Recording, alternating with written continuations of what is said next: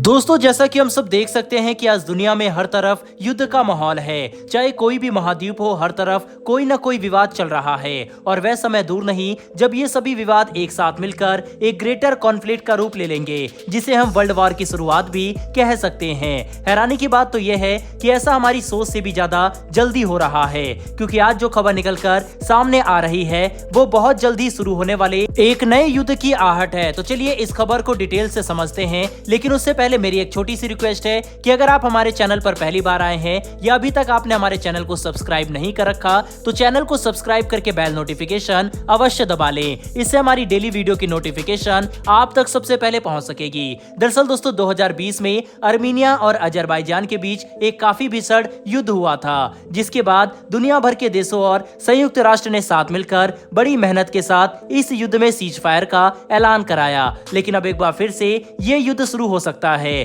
क्योंकि मीडिया में निकल कर आ रही लेटेस्ट रिपोर्ट से इस बात का पता चला है कि अजरबैजान तुर्की और इजराइल के जरिए लगातार हथियारों के नए कार्गो रिसीव कर रहा है, जिसमें अत्याधुनिक हथियार और उनके गोला बारूद शामिल है। इतना ही नहीं बल्कि कुछ रिसेंट वीडियोस में अजरबैजान की सेना के काफिले को हथियारों के साथ नागर्नो काराबाख इलाके में जाते हुए भी देखा गया, जहां पर अर्मीनिया और अजरबैजान के बीच में युद्ध होता आया है।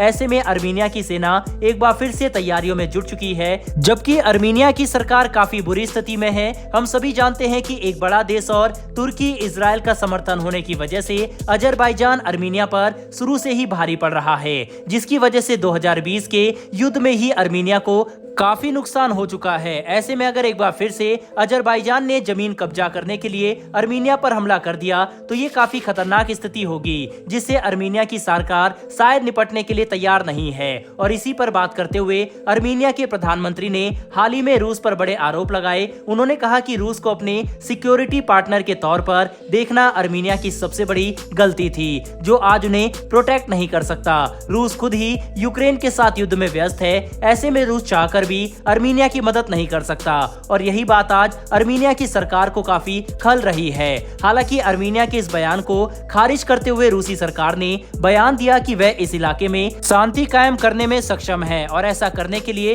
हर संभव प्रयास करेंगे। पर अगर ईमानदारी से देखें तो रूस के पास आज इतनी ताकत नहीं है कि वह अजरबैजान और अर्मीनिया के युद्ध को होने से रोक सके, क्योंकि 2020 में ही रूस ऐसा करने में नाकाम रहा था। साथ ही अर्मीनिया के प्रधानमंत्री ने पूरी दुनिया का ध्यान इस तरफ खींचा कि नागर्नो काराबाख इलाके में किस तरह से एक खास समुदाय के लोगों को प्रताड़ित किया जा रहा है और इनकी एथनिक क्लींजिंग की जा रही है, जिसे रोकने के लिए सभी को आगे आना चाहिए। मगर पूरी दुनिया इस वक्त अपने अलग अलग मुद्दों में व्यस्त है, इसीलिए शायद अर्मीनिया के बयानों पर तब तक किसी का ध्यान न जाए जब तक अजरबैजान युद्ध की स्थिति पैदा नहीं कर देता।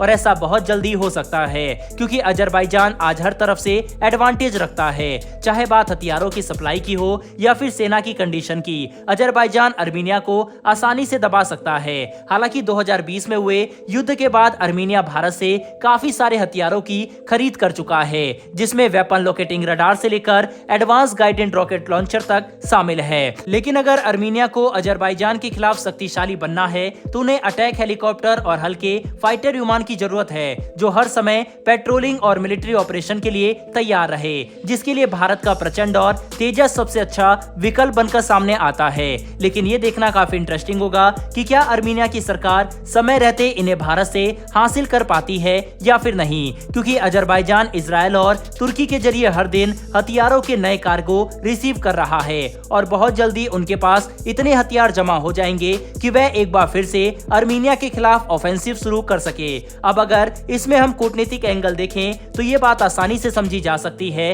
कि जब से भारत और अर्मीनिया के संबंध लगातार मजबूत हुए और हम अर्मीनिया के लिए एक बड़े डिफेंस सप्लायर के तौर पर सामने आए, बिल्कुल वैसे ही पाकिस्तान ने अजरबैजान को समर्थन देना शुरू कर दिया। अजरबैजान ने कश्मीर को लेकर भी काफी आपत्तिजनक टिप्पणियां की और भारत के खिलाफ बयानबाजी की। साथ ही तुर्की भी अजरबैजान का समर्थन दे रहा है।